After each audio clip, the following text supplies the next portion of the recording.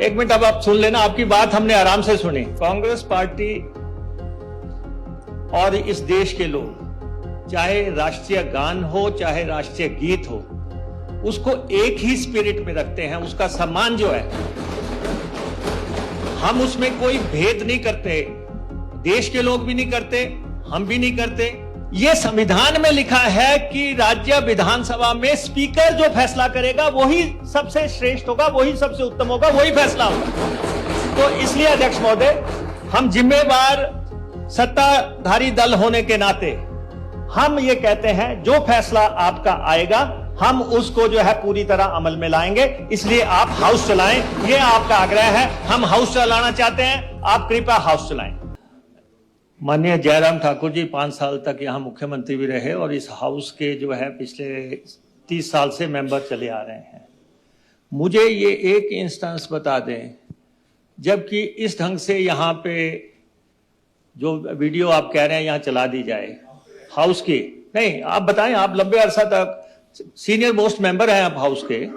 आप एक मिनट अब आप सुन लेना, आपकी बात हमने आराम से सुनी। प्लीज प्लीज अध्यक्ष महोदय कि कोई ऐसी कन्वेंशन रही हो, एक बात मैं स्पष्ट कर देना चाहता हूं, कांग्रेस पार्टी और इस देश के लोग, चाहे राष्ट्रीय गान हो चाहे राष्ट्रीय गीत हो, उसको एक ही स्पिरिट में रखते हैं। उसका सम्मान जो है,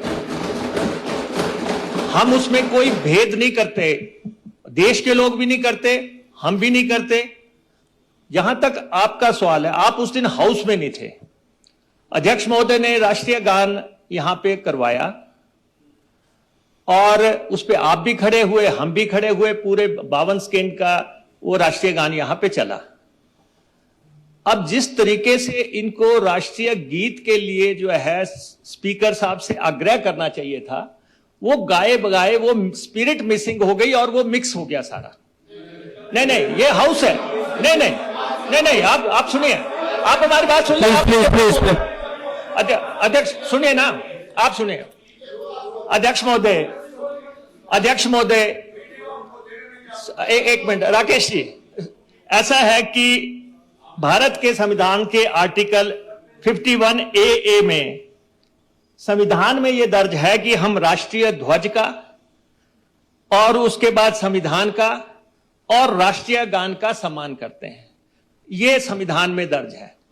सुनिए, अब एक मिनट आप सुन लीजिए प्लीज प्लीज। संविधान में राष्ट्रीय ध्वज की बात कही है और राष्ट्रीय गान की बात कही है। उसके बाद 24 जनवरी 1950 को संविधान सभा के अध्यक्ष डॉक्टर राजेंद्र प्रसाद जी ने स्पष्ट तौर पे कहा था कि स्वतंत्रता आंदोलन में वंदे मातरम का भी बहुत बड़ा योगदान है। इसलिए उन्होंने कहा था कि इन दोनों को इक्वल स्टेटस दे दिया जाए। ये कोई आप नई बात नहीं कर रहे हैं, ये 1950 की बात है कि जब इक्वल स्टेटस देने की बात आई। अब आपकी सरकार ने, देश की सरकार ने कानून लाया, मैं कह रहा हूं ना, अब एक कानून आया।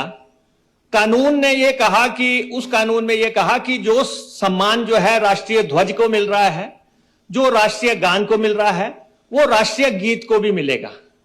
और अगर नहीं मिलेगा तो जो अपमान करेगा उसको जो है 3 साल की कैद हो सकती है।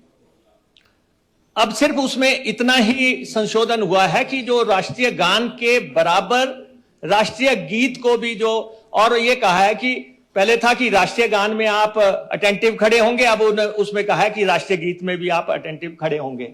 ये इतना ही संशोधन हुआ है। उसमें यह नहीं कहा गया है कि राष्ट्रीय गान बड़ा है या राष्ट्रीय गीत बड़ा है, उसमें बराबरी की बात कही गई है।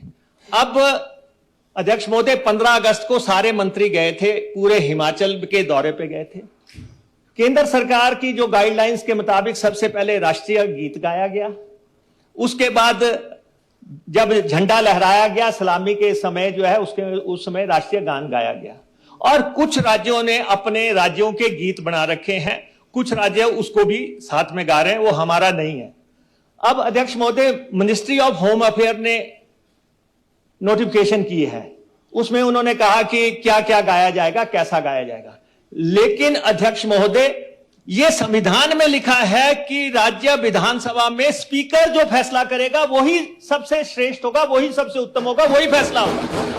तो इसलिए अध्यक्ष महोदय, हम जिम्मेवार सत्ताधारी दल होने के नाते हम ये कहते हैं जो फैसला आपका आएगा हम उसको जो है पूरी तरह अमल में लाएंगे। इसलिए आप हाउस चलाएं, ये आपका आग्रह है। हम हाउस चलाना चाहते हैं, आप कृपया हाउस चलाएं।